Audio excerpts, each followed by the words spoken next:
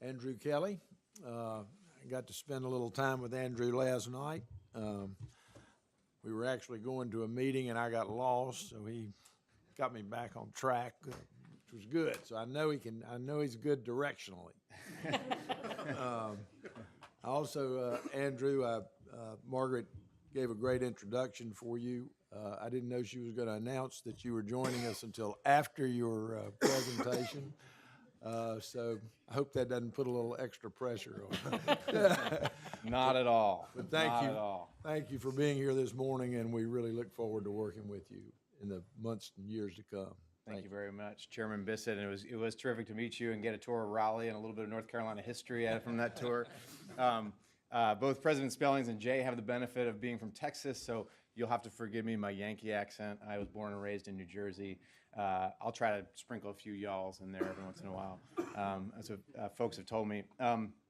It's an honor to be here with you all, and I am beyond excited to join President Spellings and her team later this summer, and to partner with you all in the exciting work that is ahead. I'm beyond excited because I think North Carolina has a chance to go from being one of the top public university systems in the country to the best public university system in the country.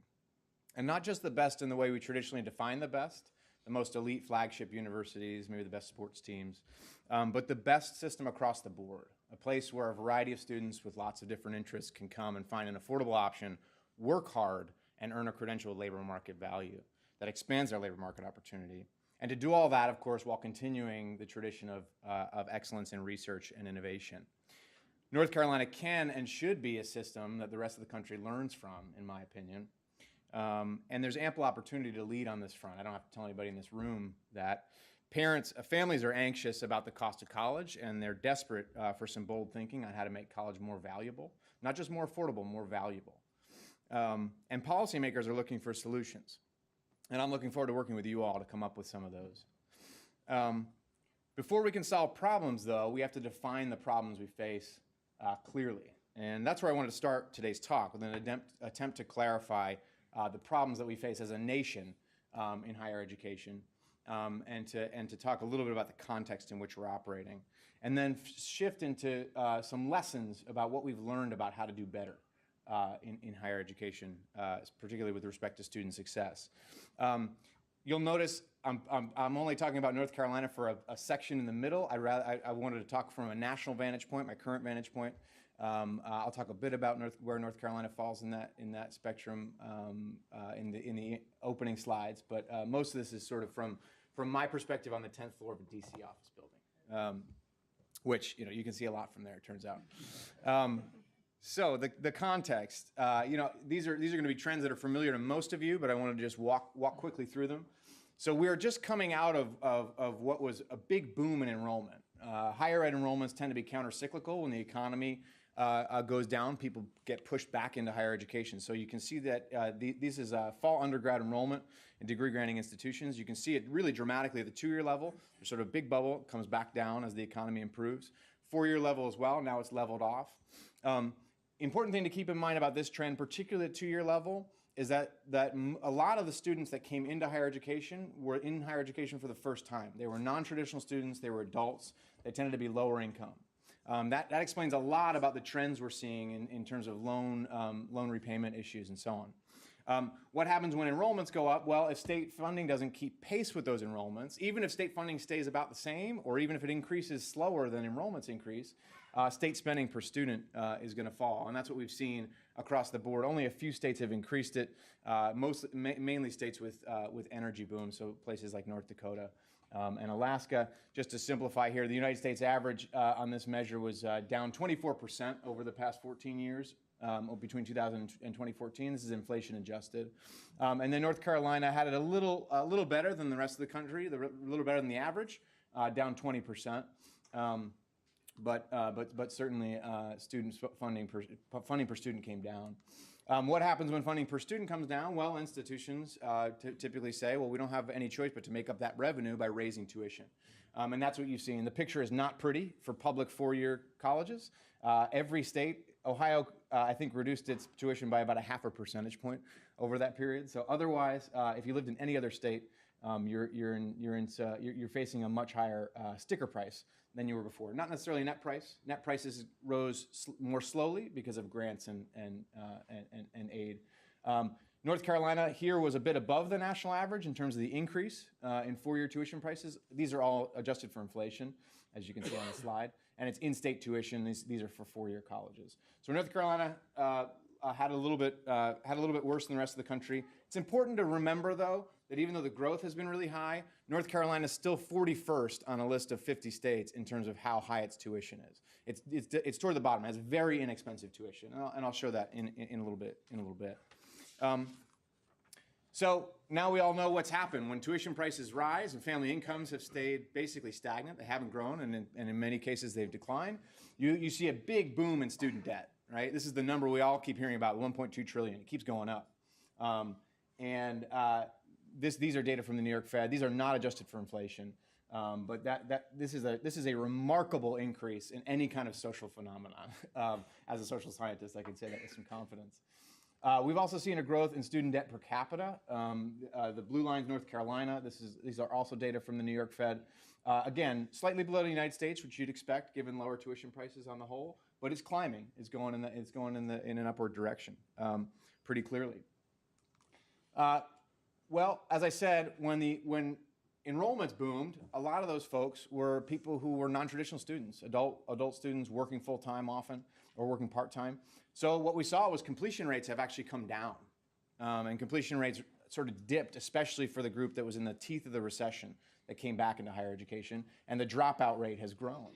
So you're producing more degrees nationally because you have a much larger enrollments, but the productivity's gone down, right? We're spending a bunch on students that aren't completing. These are from the National Student Clearinghouse. So what's the result of this? Well, we have repayment problems for people that have taken on all that debt.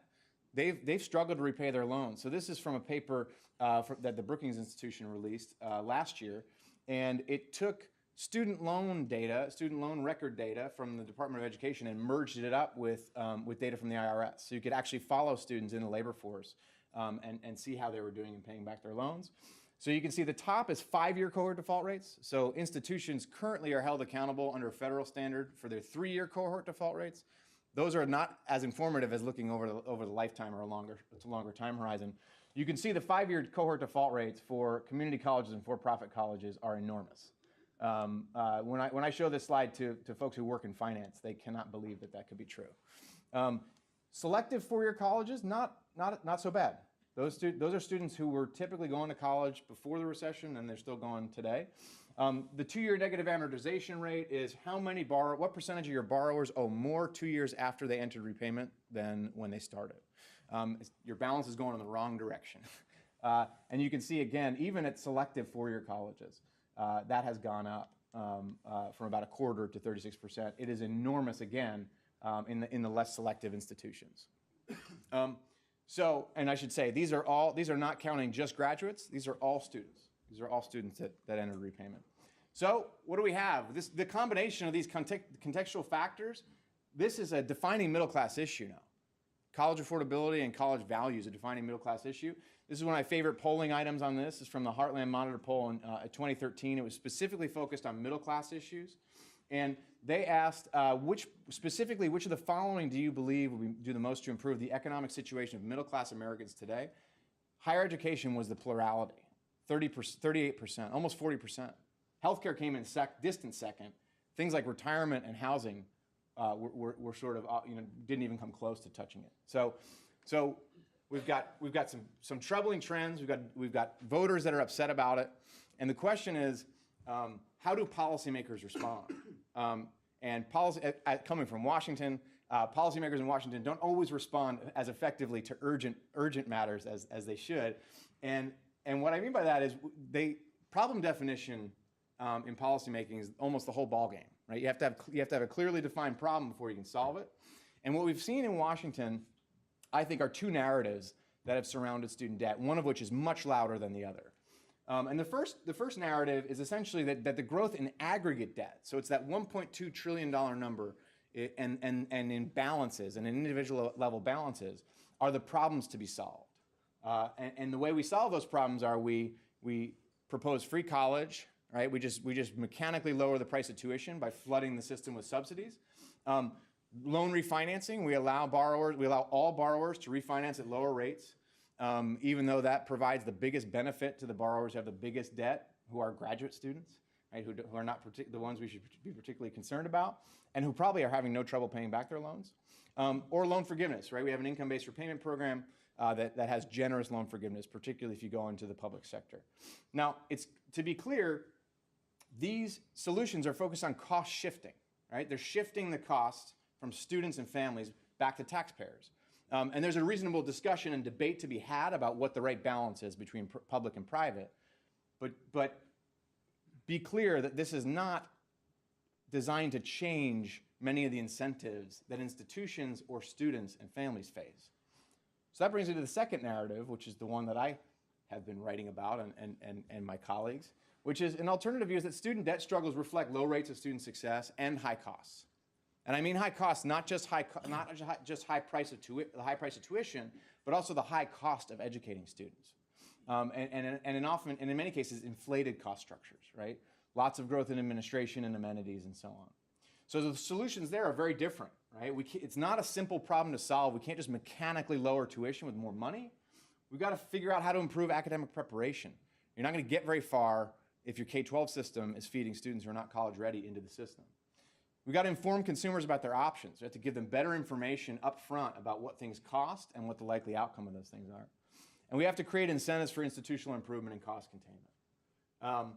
And so quickly, I'll just give you the case for the alternative very quickly, and then we'll segue into discussion of some lessons. So college completion is the primary predictor of student loan default, and I bet maybe people in this room do know this, but this always seems to be shocking to people, that default rates are highest among people with the lowest balances, lowest loan balances. Let that sink in for a second, right? So default rates, so these folks over here, they have a balance between $1,000 and $5,000, a loan balance. They default at a rate of almost 35%. Folks with 100 grand plus, which are only 3% of that sample, default at a much lower rate. Why? Because they have more education. They went to graduate school. They don't default on their loans. People on this end didn't complete, most of them. Most of them are one and done or 2 semesters and done. They've taken out loans for living expenses. The risk of investing in this system has grown tremendously. And again, only 3 to 4% of borrowers have a balance of 100,000 or higher. So every time you read that cover story in the newspaper about the grad with 100K, remember they are not representative of the average student. So what happens, small balances cause big problems. So this is from the Consumer Financial Protection Bureau. They looked at the mean balance, the mean loan balance by category of borrower. So if the borrower is still in school, if they're in a grace period, if they've entered repayment, deferment, or forbearance, the average loan balance in default is only $14,500 in the direct loan programs, even lower in the FFEL program. That's older. That's not a big balance. That's a small balance by most standards. The group of borrowers with debt and no degree is growing. This is from some work that I did looking at the BPS. It's almost half of all borrowers now are not completing. So they're taking on debt, and they're not getting much, if anything, of value in return for that debt, and they're having trouble paying it off. And in some cases, frankly, people are also sort of making decisions about their finances to say, the consequences of not paying back my federal loans don't kick in for years, whereas if I don't pay my phone bill, they turn my phone off. Or if I don't pay my car payment, they come and repossess my car. So there is some decision making there that's going on among some borrowers. So one of the mistakes we make on this question about debt and whether debt's this enormous burden is we compare stocks of debt to flows of income. So we often say, oh, you have $50,000 in debt, but your salary is only $50,000 a year. How are you ever going to pay that off, right? But we should compare flows and flows, right? And so once you do that, once you actually break it down into monthly payments, right, you find the outstanding balances have gone up tremendously. So that's something we should all be concerned about. I don't disagree with that. But the average payment's only grown 50%, right? 50% of borrowers have monthly payments of $200 or less, essentially. And then another 25 are between $200 and $400. So the pay bump that you get from going to college outweigh from going to college and in this case going, because they also compare, this is just some college. The bump in earnings that you get outweighs the debt service payment. Obviously, that comes to a tipping point, which we have to be concerned about. We're not there yet. And again, thinking about the payoff to some credit and no degree, and how that affects your ability to repay. So this is the last one I'll share on this topic, and this is student debt and home ownership. So another one we've heard is that student debt is crushing the economy, right? Because students aren't buying homes; they're not able to buy homes. Sue Donarski, who's at University of Michigan, did a terrific piece. I recommend everybody read it for Brookings. She used some data from another study. Essentially, what happened was that when folks were comparing people with student debt to people with no student debt, the people in the no student debt group included both college graduates and people who'd never gone to college at all. And so once you actually parse out people who went to college with debt and people who went to college with no debt, you see that there is some gap. So the bottom axis is age. You see that there is a gap between folks, especially here. If you don't go to college, you actually are more likely to buy a home at a young age because you're not in college. You actually have some income. But as you go up, and there is a gap between people who have no debt and people who have debt. As you go further in age, that gap is erased, right? So the notion, Donarski concludes that the real gap between the haves and the have-nots and home ownership is a college education. It's not student debt, right? So it's important we keep these things in mind. So again, two student debt stories to revisit this. Debt balances and tuition prices are the problem to be solved, is what I call the red herring. I put the red herring in scare quotes because I don't think that those things are unimportant, but I think if we focus all of our attention on those things, we won't actually solve the bigger problems that we have in the system. Again, it's cost shifting. Most of the solutions around this side of the argument are cost shifting. Leave the incentives and the cost structures untouched. The real problem, in my opinion, is low rates of student success and inflated costs equals low value programs. You enroll in something and there isn't enough of a return. So we need to create incentives for institutional improvement, for cost containment, and for informed choices on the part of students and families. Note that the real problem focuses on improving value and not just lowering prices, right? Lowering prices is actually, it's not easy politically, but it's easy technically, right? We just provide more subsidy. But we've seen that hasn't actually solved the problems. So the good news, this is my segue into North Carolina for a brief period. UNC is already a leader on many of these fronts, right? It's a leader in four-year completion among public four-year colleges. I compare North Carolina, and I had to pick a color here. There's no institutional loyalty. You have so many colleges, I couldn't pick a color. I should have picked black, I guess, but I used black for the United States as a whole. So it's not an NC State or a Western Carolina backing. So they're ahead of the curve. University of North Carolina is ahead of the curve on completion, particularly compared to the rest of the South, but also compared to the nation as a whole. This is the 6-year completion rate. It's the first-time full-time definition, which of course nobody likes, but it's the best thing we have to compare colleges.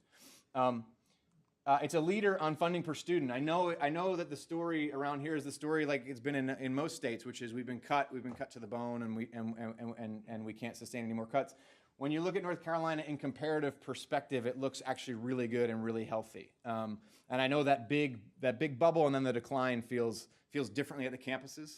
So I'm acknowledging that. But you compare North Carolina to the rest of the South and to the United States as a whole, which is the $7,000 mark down there.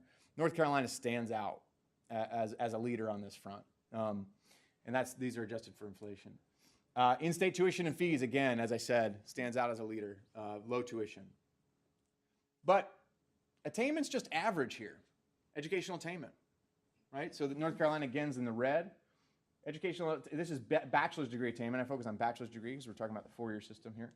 So North Carolina is down here below the U.S. average. You can see the big dogs, New York and Massachusetts. Maryland's also up there. I didn't include them. Florida, North Carolina has gone in the right direction and has surpassed Florida in its educational attainment. But again, it's just average, just below average. The ranking is somewhere around 25 to 30 in the country.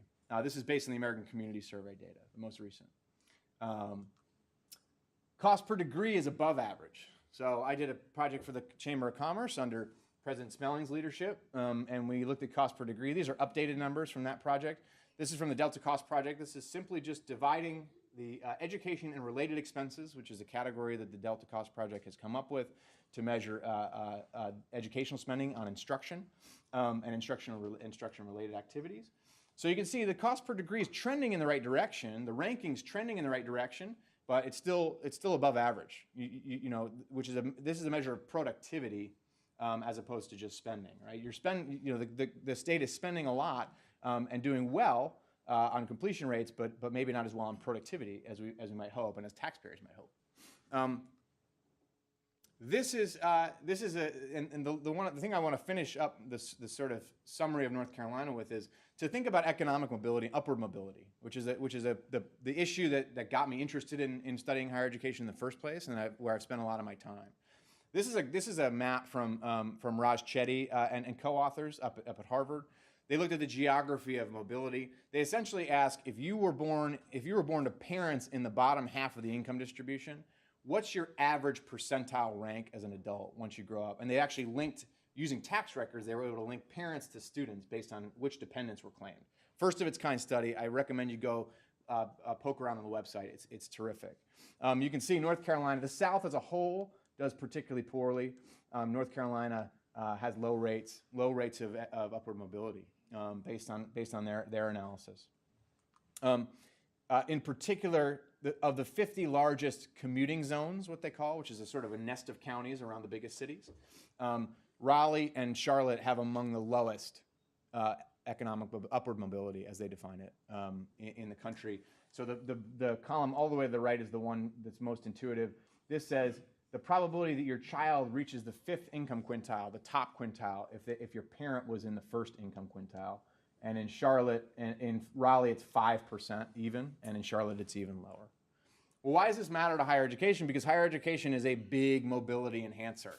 It is a lever to enhance upward mobility and economic mobility. And if you're a believer in earned success, that people should have the right to earn their success if they work hard and they do the right things, you have to be concerned about this. This is from the Pew, a study that Pew did on pursuing the American dream. It uses the panel study of in-kind dynamics to link parents and children. And it says, if you're born in the bottom income quintile, what are your chances of rising? What are your chances of winding up in the income quintiles on the x-axis here? And it disaggregates by whether you got a bachelor's degree or not. If you're born in the bottom income quintile and you got a bachelor's degree, you have a 10% chance of winding up in the bottom. You have essentially a 50% chance if you don't get one. Right? Again, not to say that that a bachelor's degree is the right fit for everyone. We need lots of options and lots of opportunities, but this is always, to me, such a stark comparison. It's not a miracle worker, right? You wind up in the 2nd quintile. That's where the plurality of those folks wind up. But you do have a lot of movement if you get more education. That's not surprising. So let's segue to some lessons. How do we improve some of those problems that I highlighted at the end? I don't think, they're not necessarily problems, but they're concerns. They're issues we should confront. So a couple lessons, and I'll just walk through these quickly. Institutions matter. That shouldn't surprise anybody in this room, though it is a controversial thing in higher ed often to say that institutions actually matter in terms of their outcomes. People at institutions understand that, but researchers have sort of said, it doesn't really matter that much. It's mostly inputs. It's mostly your SAT score. But we're learning that institutions do matter. Information matters. We have to tell people and help them to think about their options more clearly. Institutions can improve and expand. So the iron triangle of access, affordability, and quality, institutions can expand and improve at the same time. We've got proof points for that, and they're increasingly prominent. And incentives matter. Incentives matter in particular for students. They also matter for institutions. The question is, how can states drive reform? And that's what I'll get to toward the end. So institutions matter. This just plots the average SAT score by the 6-year graduation rate. This is these are from the college scorecard data that was recently released. So you see at the top of the SAT distribution, it's really tightly coupled, right? That's the inputs doing the work, essentially, right? You select the best students, they're likely to graduate. As you go down the SAT spectrum, though, right, the spread gets much wider. So what's going on here and here, right? Granted, there's probably some income differences there. There's probably some different demographic differences. But this raises the question, what are these guys doing that these guys are not doing, right? There's something going on inside that black box that we should learn about. So institutions matter.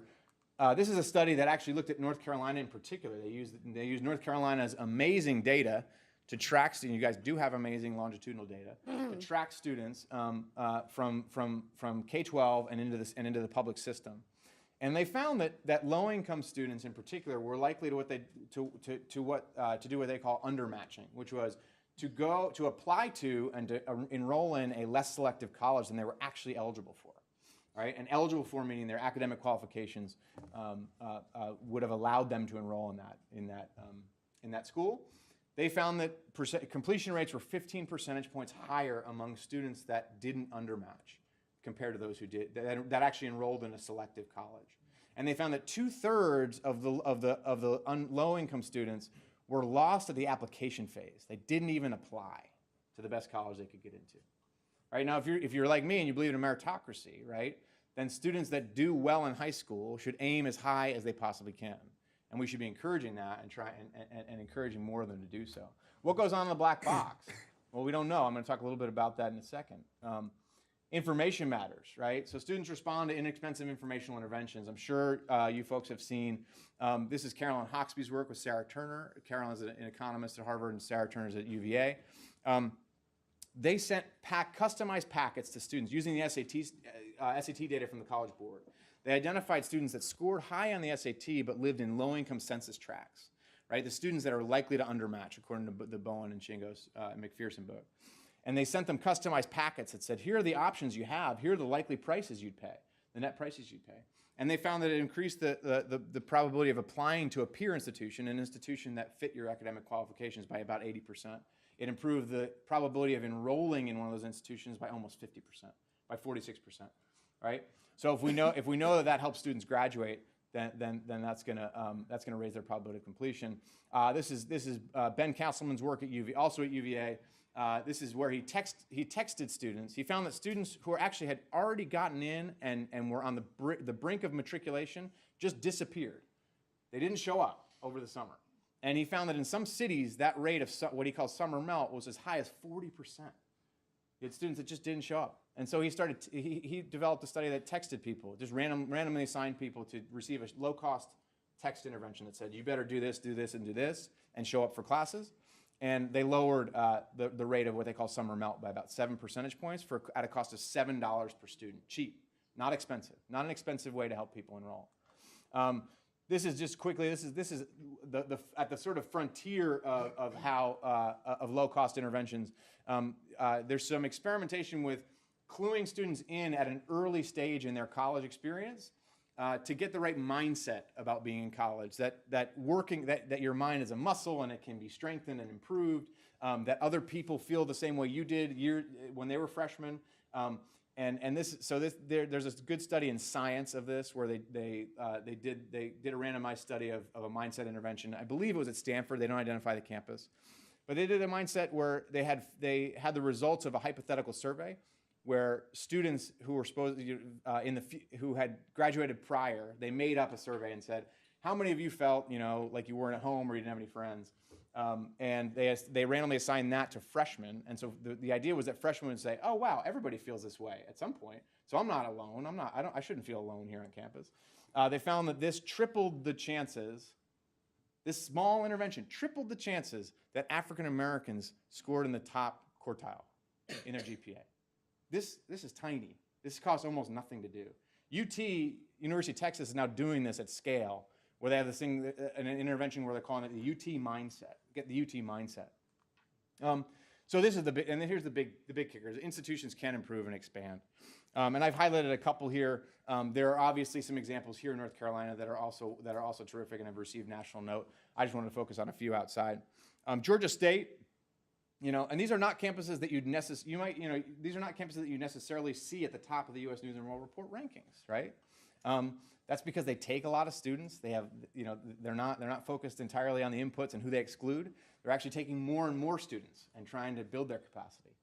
So Georgia State University, just as an example, raised its graduation rate by 21 points over a period of about 15 or 20 years.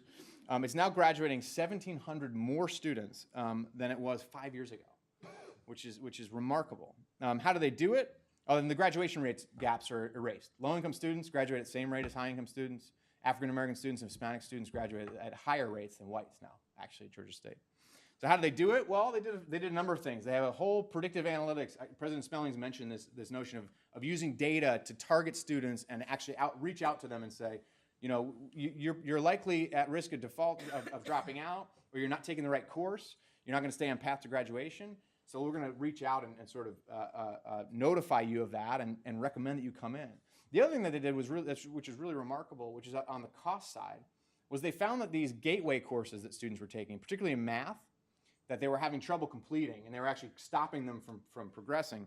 What they did was they found students that did really well in that gateway course, that got A's, and then they said, you're going to be supplemental instruction tutor now, the next semester. So it's your peer, because it's somebody you go to college with, and they use work-study money to pay for it. So it's a very cheap way to improve student completion rates of these gateway courses, which are really important. Florida State University is another one. You can see the common themes there, so I won't read them off. But Florida State's another one where they set default academic program maps, right? Which says this notion of, I'll go to the next slide, this notion of the cafeteria model of college, right? Where you go in with your tray and you kind of wander around and you decide you're going to take a little bit of this, you're going to take a little bit of that. It might not be all in service of your major or all in service of your general ed requirements, right?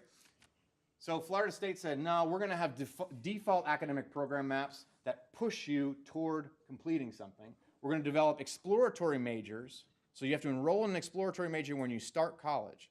And I know some people, for some people that's hard to imagine because they took, anthropology and archaeology and religion, sort of like I did. But the default program map, it takes the guesswork out of how do you get from point A to point B, right? And then the proactive advising, right? I can't stress this enough. Advising on college campuses tends to be people who come to the office and sit in the waiting room and they meet with a counselor, get some help. We know who those folks are, right? They're not the people often who are at risk of dropping out. So proactive advising, reaching out to people, grabbing their attention, saying, you need help, we're going to help you. Florida State raised its graduation rate from 2000 to 2009 from 44% to 61%. And it reduced the percentage of students graduating with excess credits from 30% to 5%, which is a big difference, big productivity gain, right? So here again, back to the cafeteria model. Davis Jenkins is one of the authors of Redesigning Community Colleges, a book from the Community College Research Center at Columbia, at Teachers College of Columbia. Highly recommend at least reading a summary of it or grabbing it. It describes a lot of the ways in which institutions have to change. This stuff is not easy to do often. You have to bring departments together. You have to bring faculty together to discuss what exactly an exploratory major looks like. You have to, the proactive advising is not easy to organize. I'll just highlight a couple things down here quickly. So this is from the intervention that is essentially the biggest effect we've seen on completion, and it's at the CUNY community colleges. It's called ASAP, it's Accelerated Study and Associates Programs. And it is a big cocktail of things, if you will, a cocktail drug like we talk about in medical research. Students are required to enroll full-time. They go to block scheduled classes. They have very clear program maps. So point A to point B is clear. They get a tuition waiver in exchange for enrolling full-time. They get a tuition waiver, they get free textbooks, and they get a MetroCard, right? Expensive, right? That's an expensive intervention on the front end. But when you look at the fact that it doubles graduation rates for those students, the cost per degree goes way down. Productivity is much higher, right, thanks to ASAP. Civitas is one of these big data companies that uses the back-end analytics to sort of look to do predictive analytics about what students are likely to struggle in what classes. You can use their information to sort of tailor your student services. So what role, that brings up what role for technology, right? I know that President Smellings is working on a task force on education technology. I think it's a really important question. This is from a study that I did. I did a paper on MOOCs and how we should think about MOOCs, the massive open online courses. This just looks at developmental course completion rates in online, purely online versus in person. And you can see that the gray bar is always below the dark gray bar. The light gray bar is always below the dark gray bar. Sorry, they did it in grayscale, despite my best efforts. So point being here, it's really tempting to take the bright, shiny object, right? The new slick kind of online open access tool, and to say, let's apply that to our toughest problems. Let's apply that to students that graduate from high school not college ready, right? And lo and behold, that doesn't always go well, right? So my advice on this is to deploy technology wisely. That sounds trite, but it's worth saying, and in ways that allow for reallocation of labor, right? And that solve pain points and bottlenecks for students. So University of Central Florida, one of the ones I mentioned earlier that I didn't talk about in any detail, University of Central Florida has built UCF Online. 38% of all credits at UCF are awarded online now. 78% of students at UCF take an online course or a hybrid course. One of the things they've done is they found the bottleneck courses that students can't get into because there's not enough capacity, and they've created online versions of them that students can then get through and finish. So, and then you can use it behind the scenes on the predictive analytics front, obviously. I look forward to talking more about that as the discussion of the task force goes on. Just quickly, incentives matter for students, right? So lest we put all this responsibility on the institutions, right? Students have to work hard. Students have to choose courses wisely, have to take a full course load, and be prepared for college. We're finding that incentives matter, particularly when it comes to money. So grants tied to achieving academic benchmarks. MDRC did a randomized study of this across a bunch of states, Louisiana, Arizona, Florida, New Mexico. They found positive effects. They found positive effects on persistence and credit accumulation. This new idea that's taking root at institutions around the country is this finish in 4 notion. So if you're a student and you do everything right, you take a full course load and you take all the courses you're supposed to, if you're not going to be able to finish in 4 because the institution has failed to give you the courses you need, then the institution is going to cover the cost of that 5th year or that extra semester, right? So it's giving students a lot of incentive. It's giving institutions a lot of incentive to get students through. There are other versions of this that say we're gonna keep your tuition at what it was your sophomore year if you stay on track to graduation, which is, as you saw from those graphs, not a non-trivial financial benefit, right, to you and your family. This is from West Virginia. This is the West Virginia Promise. The West Virginia Promise program required students to reach a particular GPA and maintain that GPA in order to continue to receive the money. Judy Scott Clayton at Teachers College did a terrific study of this and found that it raised on-time graduation rates by 7%, or 7 percentage points, right? Which is not, again, non-trivial growth. So quickly, how are states defining driving reform? All right, and I know we're going to talk a lot about this over the next few years, and I'm looking forward to that. Some of this isn't rocket science. Some of this is hard work, but it's not rocket science. Setting attainment goals and coming up with a strategic plan is a big part of how states have improved, in my opinion. They're experimenting with outcomes-based funding. There's some questions about how outcomes-based funding works and how to design it properly. Some states have taken this guided pathway notion that I described earlier about the path from point A to point B, and they've actually put it in state statute and said the institutions have to start thinking about exploratory majors and so on. Data and transparency for informing students, and then new educational models. So who should we look to as far as the attainment goals? Well, Tennessee is the state that everybody talks about. They have the Drive to 55. It was coupled with the Complete College Tennessee Act, which always helps to have sort of a strategic plan and goals coupled with an actual legislative directive. The Complete College Tennessee Act set up a master plan for Tennessee. It set up an outcomes-based funding formula. It defined articulation more clearly between institutions, 2-year and 4-year. And it set up a sort of way to measure progress and a way to report on progress to stakeholders around the state. And they didn't leave out research here. The research enhancement was a big piece of the Complete College Tennessee Act. Texas, a little shout out to President Spellings and Jay, home state. Closing the gap. Texas has been at this for a while, not surprisingly. Texas has been an education reform leader for a long time. Closing the gaps was in 2000. Closing the gaps said we're going to close the gaps between participation, success, excellence, and research.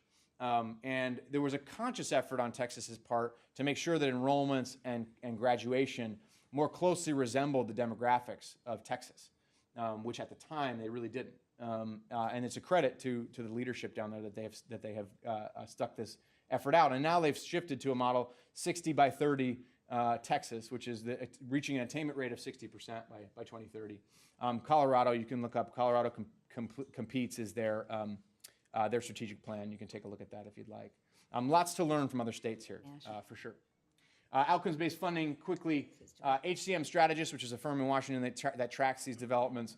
2/3 of states are developing or implementing an outcome-based funding formula, which means we're going to pay you some percentage of what you get from the state based on your performance. Graduation rates, degrees produced, in some cases retention rates and so on. It's a widespread movement across the country. Again, we have a lot to learn. This just says they break them up into types, and then they also ask whether it's 2-year, 4-year, or both. Most states have actually done one or the other, so it's worth talking about. So does it work? This is an example of outcomes-based funding. So Tennessee, again, 85% of state funding tied to outcomes, right? Texas State Technical College, which is a 2-year system, has a really interesting model, which is it's the returned value. So how much colleges get from the state is directly reflects what percentage of their graduates earn above minimum wage, and they get a slice of that value that the colleges are returning to Texas, right? So it's an interesting way to think about aligning the incentives, again, not just with graduation, but with the quality of your programs and their labor market value. So does it work? Well, there's a lot of debate about this. Does it work, right? And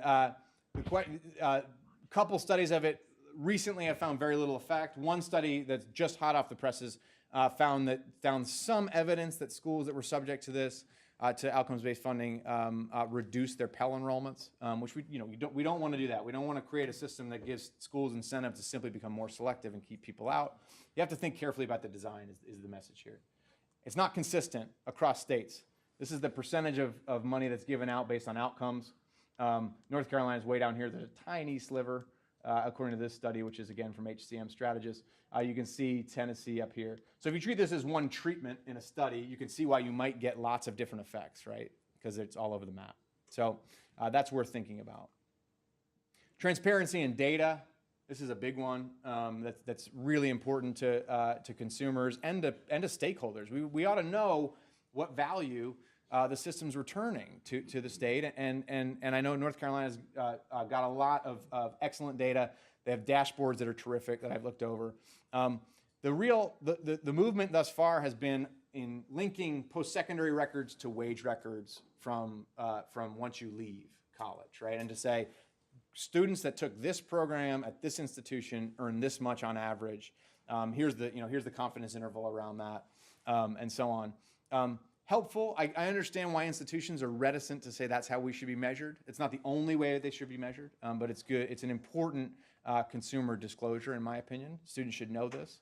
And only a few states, it's growing, but only a few states report labor market outcomes at a program level in a way that's publicly accessible. So if you want to see more of this, go to a website called collegemeasures.org. It collects all the states that do this. It collects their labor market data. And it's really informative. You can actually look across to it. Much less common cost, productivity, and remediation rates. It's really hard to find information on how often students are referred to remediation, which, no surprise, what happens is the high schools sort of say, well, I didn't know that we were graduating students that weren't college ready. Right? There's no feedback loop. There's no sort of established way for the colleges to report back and say, you're sending us kids with high school diplomas that aren't ready for this stuff, right? Kentucky does this at scale. They actually do these feedback reports as part of state policy. Student learning is extremely rare, as President Spellings can attest to. The University of Texas system, to their credit, was doing it. And I promise this is not Texas heavy because of President Spellings and Jay, okay? They're just doing a lot of interesting stuff down there. University of Texas system was doing this. UT Austin, so what they were measuring was the value added. So they measured students early on, like the sophomore year, and then they measured them again later on in college. Right? Takes away this sort of input advantage because you're only asking how much value are you adding. So if you take the best students but don't teach them anything, they don't gain it all on that.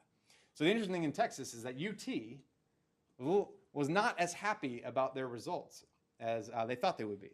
So UT has now said, oh, we're going to abandon our student learning to save money, right?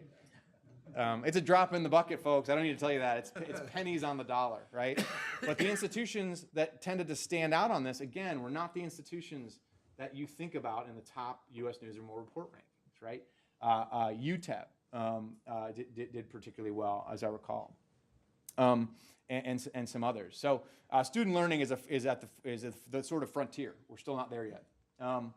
New models and credentials. I'm happy to talk about this a little more in the Q&A, so we're not talking at you the whole time. But competency-based education is all the rage. Competency-based around the country. Competency-based education says, why should we award credits based on how long you sit in class for 16 weeks or 15 weeks? Why don't we allow you to proceed at your own pace? Once you've learned the material, take an assessment, get the credit, move on. So you see examples of this around the state. Western Governors now have state affiliates where the state has actually brought them in and made them essentially a quasi-state institution. College for America is a private nonprofit out of southern New Hampshire. UW Flex is the Wisconsin system. Governor Walker was instrumental in putting that forward, and Northern Arizona. There are some regulatory issues here with the feds. The federal government's not so sure they want to give out full student financial aid for these programs. The Inspector General has been very skeptical, but reformers are working on sort of ironing that out. Micro-credentials and stackable credentials. This is sort of the notion that why is the bachelor's degree and the associate's degree? We just arbitrarily decided on 60 credits and 120 credits. Why don't we give out smaller credentials that actually signal something to the labor market? Why don't we do that in addition to it, right? So maybe if you drop out, you actually get some things you can take with you that have labor market value. Stackable certificates is a notion that's mostly applicable to the two-year sector. University Learning Store is this new collaboration that's just getting underway between some elite colleges, Georgia Tech, Northwestern, University of Washington, and a couple UC system schools, to put online courses on the web that you can then pay a small fee to get a micro-credential from them. The MOOC providers were already at this, and so they're way ahead of the curve, but there are some traditional institutions that are buying into this.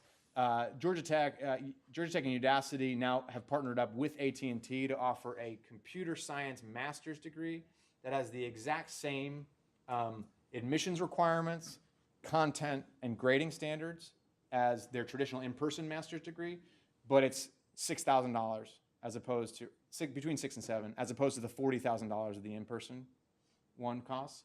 And so AT&T is using that program to train up its engineers. AT&T needs tens of thousands of engineers every year and to update their skills. What's happening outside of the traditional higher education, and I'm coming close to the end, so I'll take questions very shortly. So as I said, MOOCs, what now happens with MOOCs? Remember the year of the MOOC was 2012. That's long past now. Everybody thought the MOOCs were going to replace all the higher education. We wouldn't even be sitting here, right? If they had, it would just be sort of all tied up in a bow and everybody be learning online, right, from all over. That didn't happen, not surprisingly. Some of the futurists got that one wrong. What they're doing now, though, is they're doing, Udacity has this set of nano degrees, what they're calling nano degrees. This is back to that micro-credential issue. And they're mostly geared toward the tech industry, so data science, back-end web development, and so on. You can take an online course, it's self-paced, and then you can get a certificate of completion and take that to an employer and say, I passed Udacity's micro-credential. Boot camps are a new model of education. They're typically serving folks with a bachelor's degree already. Again, these are designed for jobs in the tech center, the tech industry. They take a student and you go through a 16-week, incredibly intense series of, not even a series of course, a single course. Actually, one of them says, here's the stock email to send your parents and loved ones to tell them they won't be hearing from you or seeing you for 16 weeks, right? And it's very intense. You work in teams and the instructors are sort of hovering over you, right? Because it's this startup culture, right? It's sort of, we got to get this stuff done, we got to get this developed. So in other words, it's not a whole lot like traditional college, right? It's not online. This is mostly all in person, the boot camps. Again, not rocket science, right? Putting people in the room with other smart people and with instructors who give them attention tends to breed success. And then some bridge programs, which are essentially bridge programs either into the workforce or into college. And Year Up is one that's really remarkable. Year Up works in cities around the country mostly with low-income youth, and you go to Year Up for a year and you get about 6 months of instruction in basic skills, not just workplace skills, but also basic skills you might need for college. And you do an internship with a partner employer, and they pay you a wage. And then at the end of the Year Up, you get some advising on whether you should go to college, whether you're ready for college and which college you should go to, or whether you should join the workforce. And a lot of Year Up grads get hired by their internship folks. The rest of these you can look up on your own. New financing models is another thing that's coming to the fore here. So as we're talking about those repayment problems, right? Part of the reason we have some repayment problems is that loans are difficult. Loans are a tough financial product to finance a risky investment. right? Because you typically pay back a loan on a fixed amortization schedule, which means if you're a recent college grad or dropout, you're paying the biggest percentage of your income when you can least afford it, and you're paying a much lower percentage of your income later on when you can most afford it. So an income share agreement sort of shifts that, and it says a set of investors are going to provide you with the capital to pay for your education up front in return for a percentage of your income for a fixed period of time, right? Purdue is actually offering this now to its students via its foundation. So if you're an engineering student at Purdue, I think you can pledge, I'm not going to get the percentage exactly right, I think you can pledge something around 9% of your income for 9 years. Only juniors and seniors, because they're sort of taken as a pilot, they're taking some of the students who are already advanced. And so we'll see how that works out. But it's a safer model for financing in some ways, because if you don't make anything, you don't pay it back. Right? If you don't make anything in the near term, you don't pay it back. But if you make a lot, right, then the investor has incentive to help you to succeed, because it aligns the incentives between the investor, the person who's providing the capital, and the student, unlike the federal loan program, which doesn't do that now, right? Federal loan program doesn't do that at all. Employer partnerships, you folks have probably heard about the college achievement partnership between Starbucks and Arizona State. So I want to leave some questions on the board that we'll be tackling, undoubtedly tackling as a system. How should we measure success? And there's a big push. The completion agenda has pushed us to measure paper credentials. There are big questions as to whether that's what we should be measuring. A paper credential that's not worth anything is not worth anything. And it's not worth anything whether somebody else paid for it or not. Should we measure student learning? I tend to think that's a great measure. Institutions are understandably curious about what instrument you could use that would adequately do that. And how do you get the incentives right for students? If it's a low stakes assessment, they may not take it seriously, right? I know Texas has tried to give out gift cards and so on to get you to come take the assessment. Labor market outcomes, we've talked a lot about that already. Cost effectiveness, I think, is one that we tend to just sort of downplay, right? Most of the performance-based funding schemes don't pay much attention to this. I think that cost effectiveness is the way that we should think about investments in higher ed. We shouldn't just think about upfront costs, because some of the interventions that actually help colleges to do better and to refocus their energies, they cost money up front, but they're much more productive downstream, right? So thinking about these things as investments that boost cost effectiveness, but then checking, trust but verify, right? Checking to see whether those investments actually were cost effective, and if they're not, we move on to something else. So lay that question on the table. How do we avoid unintended consequences? That's pretty clear. If we start counting paper credentials, we might give folks either incentive to keep students out, right, or incentive to just print diplomas, both of which are not particularly helpful for the attainment agenda and for the economy of the state. Right? How do we change cost structures at institutions? This is a difficult question, and one that I look forward to talking with you all about. What tends to happen in higher education is even when colleges are sort of at the forefront of choosing interventions that tend to help them perform better and to serve students better, they tend to be layered on top of the old system. So everything just accretes over time, right? So you're really just adding fixed costs. You're not reallocating on the basis of something that's been found to be more effective. I understand why that is, because the politics of sort of getting rid of this branch of student services are difficult, but it is worth thinking about, because if we continue to just roll the extra cost into the tuition bundle, right? We're still gonna have some of the same problems we had that I highlighted up front. Folks are gonna be not as pleased. So yeah, reallocating and replacing frees up resources, right? What to do about college readiness? I'm being a little bit flip here. There are some great ideas about what to do about college readiness, but it is the problem that nobody seems to want to own most of the time, right? K-12 system says, not our fault, right? Higher ed system says, you're sending us a bunch of bad raw material, right? So every system in the country is facing this problem, and we do have to think hard about how we solve it. I know there's a lot of thinking down here about how best to do that. And then I'll just leave you with where will federal policy go? Federal policy is very much in flux right now. The presidential election is going to decide some of that. How Congress shakes out is going to shape some of it too. The free public option, there are variations on the free public option. Bernie Sanders is the most extreme with the free public 4 years. But what Democrats seem to be moving toward is a federal-state partnership, right? Where the feds funnel in a bunch of money, sort of like Medicaid, right? Where the feds funnel in a bunch of money and the states pony up some money. My reaction to that is manyfold, and we could talk about it at the break.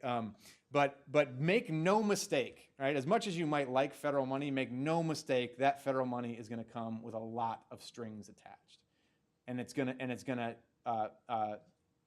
to sort of change the relationship between states and their institutions in a way that I don't think is helpful from my perspective.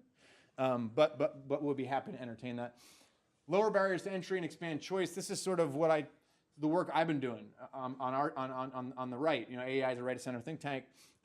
We've been trying to say, look, we shouldn't just focus in on one set of schools. We should actually lower the barriers to entry and allow lots of providers to compete for business, and actually encourage institutions and providers to collaborate, right? So have public institutions be able to partner with a boot camp or be able to partner with a Year Up, right? To build a pipeline of qualified students. So I think that's my last one. Yeah, it is. So I'd be happy to take some questions. Sorry to talk at you for that long, but I had a lot to say. So I've been doing this for seven odd years. So please, any questions, I'll be happy to take them. Yep. Sorry. Back. Oh, sorry. I'm sorry. My mic on. So I just had one comment and then one question. My comment, I really like the idea of reaching out to students proactively with their advisors through texting. I mean, myself, my first 2 years before I was involved, I really didn't check my email at all. And I know many students who they go 4 years and they don't check their email, so that's a problem.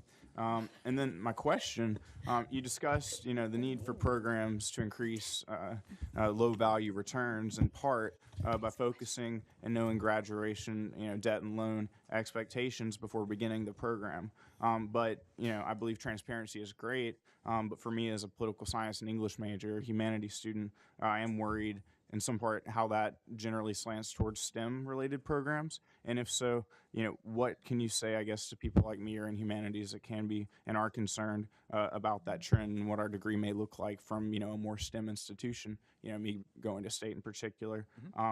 So yeah, thank you. Good questions. What I would say is congratulations for being a humanities major. I was one. I was a history major as an undergrad.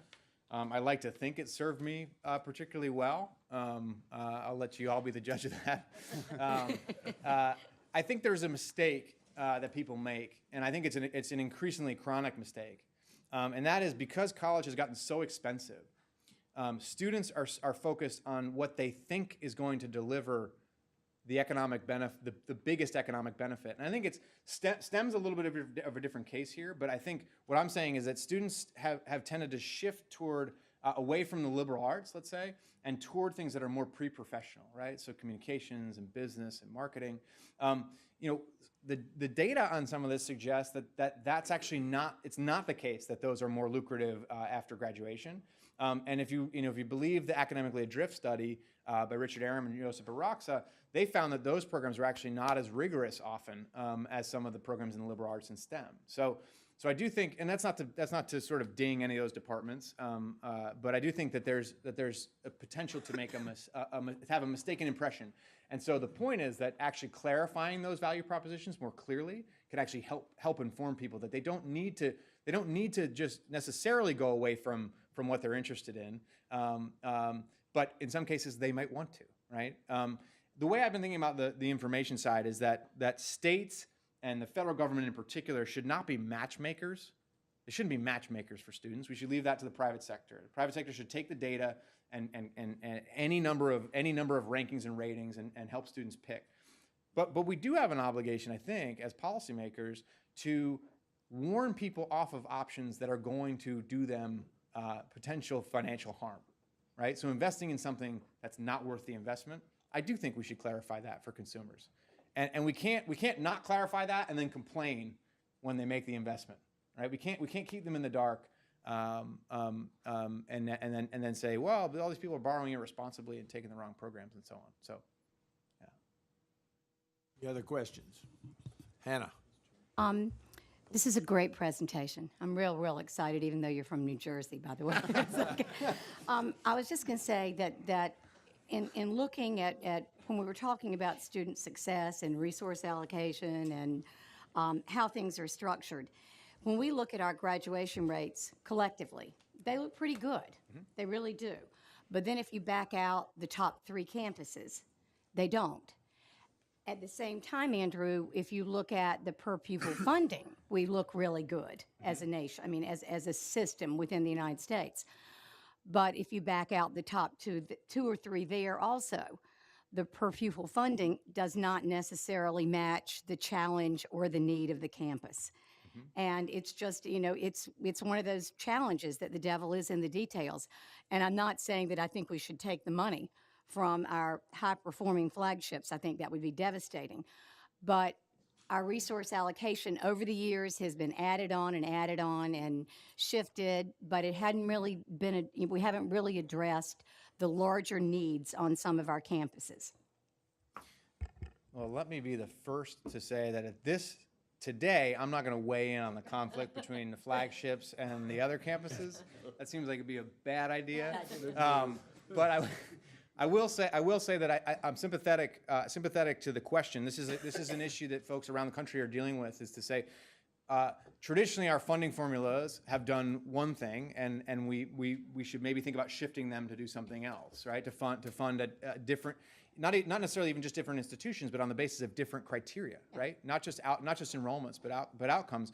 And so part of what I think is important on the outcomes-based funding side in particular is thinking in terms of value added, right? So we don't want to just measure level measures, right? We want to level and value added meaning either to the individual student or also over time, sort of continuous improvement, right? Are you making gains? So I would say. And I don't want to imply at all, I think it would be devastating if we tore down the flagships. I don't mean that. But we've got to find better ways to fund the other campuses that have huge challenges if we're going to educate the population that's coming at us. Yeah, I'm interested to hear everybody's thoughts on how we should do that. It's something that will be obviously at the core of the work that we're doing here. So, I believe David and then Steve. First of all, welcome aboard. Looking excited to get you here and looking for you. A quick clarification, then a comment question. On this Closing the Gaps Texas 60-30 program, I'm assuming 60% is 4-year plus 2-year attainment rates, Yes. not 4-year. And same with Yes, and Tennessee. certificates, Drop yep. to 55. Yes. Is there? Okay. sorry, I should have clarified that. You talked a little bit. I'm going to ask you a question about your big question mark. Yeah.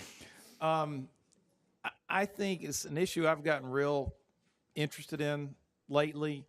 The ready for college idea.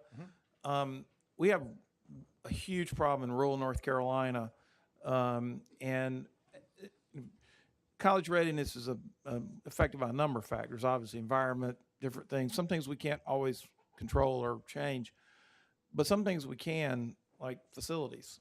And that's a very real issue in some rural parts of the state. I'd be interested in seeing what other states, we've got to get more innovative and visionary about the way we build brick and mortar institutions for high school kids and elementary kids. I'd be real interested in some thoughts, and you don't have to do it today, just something to think about before you come on board, about what some other states are doing. There's a bill right now in the Senate that will kind of expand on a pilot project that allows private developers to build schools and lease them back to school systems. To me, at least at a first blush, pretty solid way to do things because there's no upfront capital outlay on part of the state. But both our Treasury Department and our Department of Public Construction are not in favor of it. So it's kind of, we've got to get more aggressive about being more visionary about how we look at that, because that's a huge issue in some parts of, particularly rural parts of the state, that truly affects kids' readiness. It affects their ability to learn in their current environment to be ready for college. So I'd just be interested, like I say, you don't have to do it today, but as you're looking over the next few months, thinking about it, looking at what other states maybe have done. Sure. And just really excited about having a true policy shop in here too. I think this is going to be great for us as a board. but hopefully, ultimately, it improves the performance of our schools too. I appreciate that. I'll just, couple quick thoughts on the remediation issue. As I said, states around the country are dealing with this. It's not an easy one to fix. I think it's worth kind of disaggregating the problem into two distinct problems, one of which is there's sort of a diagnostic problem for students that may not recognize what the stakes are of the assessment they're sitting down to take when they matriculate at the community college or at the 4-year. And what I mean by that is we should develop models that allow students to diagnose their needs earlier and actually brush up on those things before they get here. And California has done this. California has the early assessment program, and it's, if you're going to go to a Cal State, you take that exam as a junior rising to senior. It gives you a sense of what you need to do in that last year to get ready for college, and it gives you a menu of options. One of which is to take some courses, some self-paced courses online. So if you're in a remote area, they say here, you can access these through broadband, and it'll help you brush up on what you need to get done before you show up at the Cal State and waste a lot of your money on remedial credits that don't count. The other side of it is, how do we get people better prepared from high school? Much harder problem to solve. So I think it's worth sort of thinking about those different problems and which ones we can get traction on for more quickly and more inexpensively. Thank you. Steve? I want to just say I agree with Hannah that this is exactly the kind of level that I think we wanted to look at these issues. And I'm very glad to have your presentation, and I thank President Spellings for bringing it to us, because it gives us a sense of what's going on out there, which I think is important for us to always remember. But I'm trying to get to the bottom line of your debt presentation, and because that's very important. And I take away from your presentation that really the issue is not the debt, but we've got to improve student success so that somebody who has student success, but, well, that's okay if they have the debt. And that's what I gleaned from what you said. Is that what you think? So I think that my thinking on this is that we run the risk of being so hysterical about student debt that we actually convince students that would benefit from taking on some small amount of debt to go to a good program or a great program, or in some cases to go, to the place that's a little bit further away rather than the place that's closest to home. We might dissuade them from doing that. And that's a real, there's already debt aversion on the part of low-income families, and in particular racial minorities. So I do think we need to be concerned about that. What I would say is that we need to have a conversation like we're having across the country about what the right balance is between public and private. But make no mistake, private financing of higher education, which is all the tuition fees and the borrowing, right? That's what helps systems maintain access, right? Because if you were to go to purely public funding, we would have a system that looks more like what we have in Europe, right? Where students that get in don't pay anything for tuition, but they have huge bottlenecks about who gets in, and they ration access. Why? Because if enrollments grow and public generosity doesn't keep pace with that enrollment growth, the institutions face, if they can't charge tuition or they have to have the tuition capped, they face a choice, which is we can either lower the quality of our education, which gets us to this value question, or we can ration access. And so that, and not speaking of North Carolina in particular here, but speaking of the national question, the free public option doesn't seem to have, the people who are discussing that and promoting it haven't seemed to really tackle that potential shortage issue. We saw it in California, right? So the California community colleges have a cap on their tuition. The recession drove tons of students back into the California community college system. State funding didn't keep pace. The tuition was capped. They turned away 600,000 students, right? And so we can have a discussion about college access and what the right match is for students, but we do have to consider sort of the balance between public and private. And my point was essentially, yeah, sorry, go on. I have one follow-up on that. Sure. Okay, I appreciate that. We could talk a long time about that, but we always hear about this. You talk about our graduation rate. Florida State went from 44% to 61% in 6 years. You talked about how great North Carolina's 6-year rate is. This is we have bills in the legislature now, NC GAP, we got the bill that's being discussed now, the $500, and it seems to be motivated by wanting to get the completion rates up. My question has always been, well, okay, well, what is the good completion rate? Mm-hmm. When do you celebrate success that you as a system have done what is reasonable to reach the best you can do? Is it 61%? Is it 60%? What? That's a terrific question. This is why I think what we need to do, like the 2.0 version of the completion agenda, let's say across the country, is to focus less on paper credentials and focus a lot more on value. So whether that's student learning, value in the labor market, and that's why some of the outcomes-based funding systems that actually look at how students do once they get out into the system. Not that anybody here should adopt those wholesale, but they do kind of get to that issue, I think very clearly, because they say, look, even if you went somewhere for a year or two and you got some skills that were really useful to you, if you do well in the economy, that should be a success. And vice versa, if you went somewhere for 4 years, 5 years, 6 years, sat through the classes, finished, that's not, but come out with sort of, not the same. That's kind of an ambiguous answer. I mean, So what's the right graduation for a rate? policymaker? He needs a number. If you're a legislator, when is it a good record?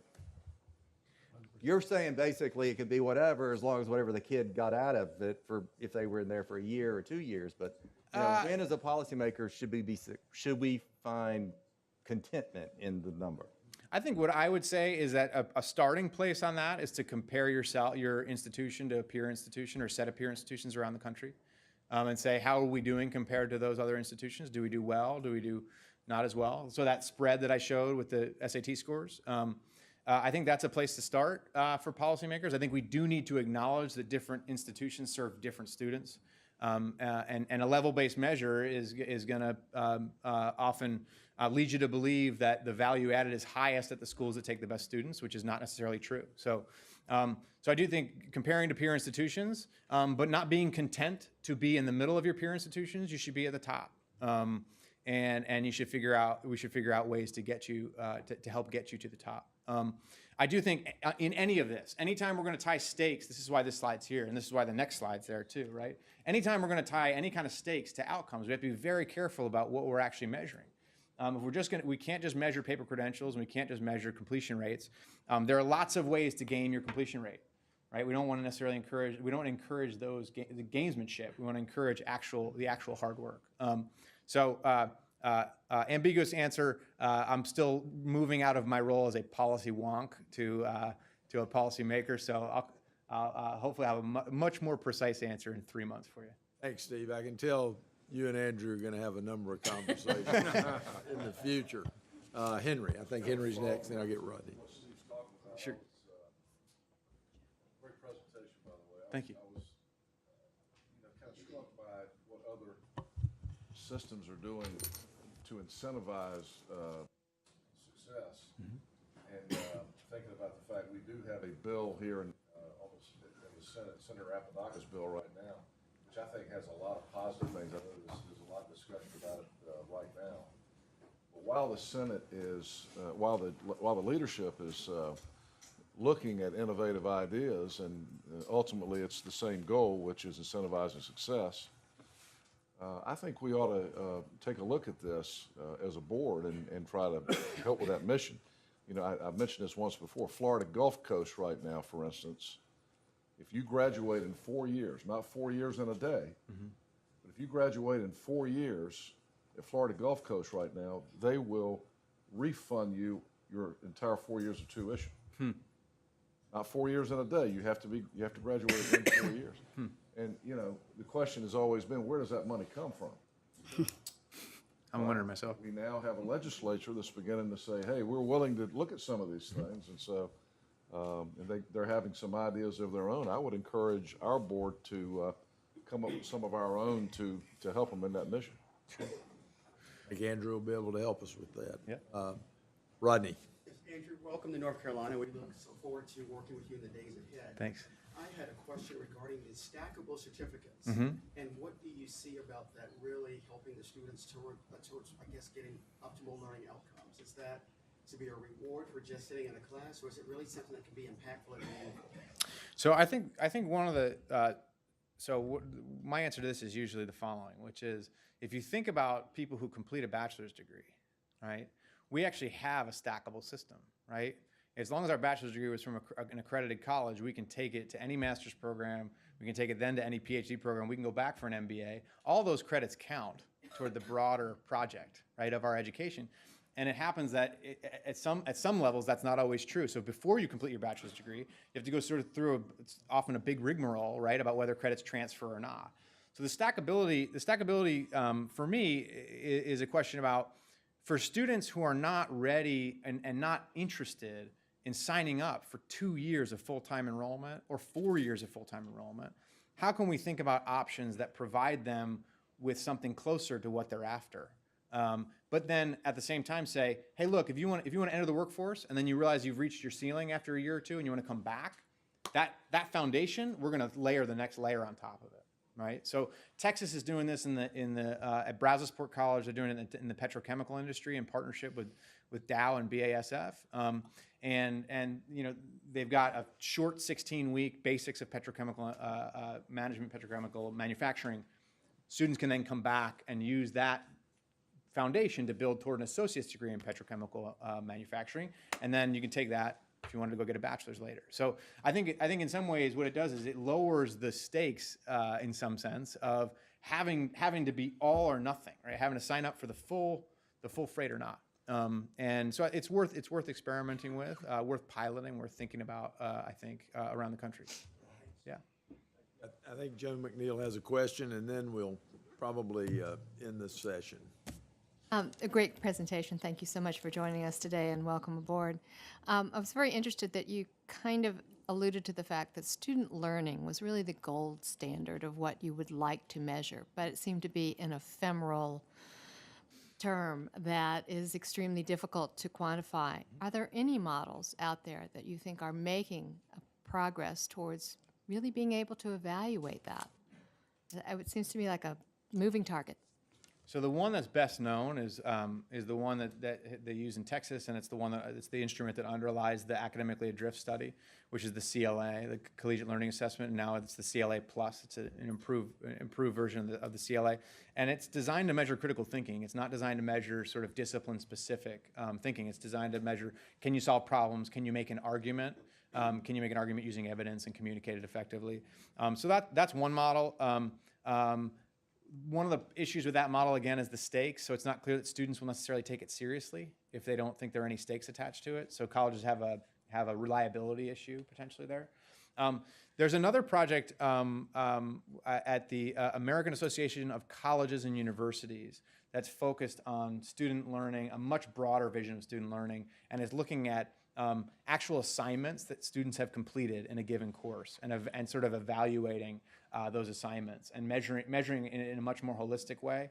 It's hard to know how you take that to scale in an affordable way, but they are doing some important and interesting work, helping to sort of set expectations about what a given course or major, what learning outcomes that should lead to, both content knowledge and ability to apply the content in problem solving. So those are a couple opportunities. Those are a couple options. It's higher ed is reticent to submit to standardization, and I don't think that's always a bad thing. I think it's a great thing in many cases. It's why we have a system that looks the way it does in terms of diverse set of offerings. But we do need to think about how we can come up with a consistent way to measure the value added. Okay. Andrew, thank you very much. That was a fascinating presentation. I think our entire board looks forward to getting you here in Chapel Hill in the summer and to many more discussions of this type in the future. So thank you very much. Thank you. Cheers.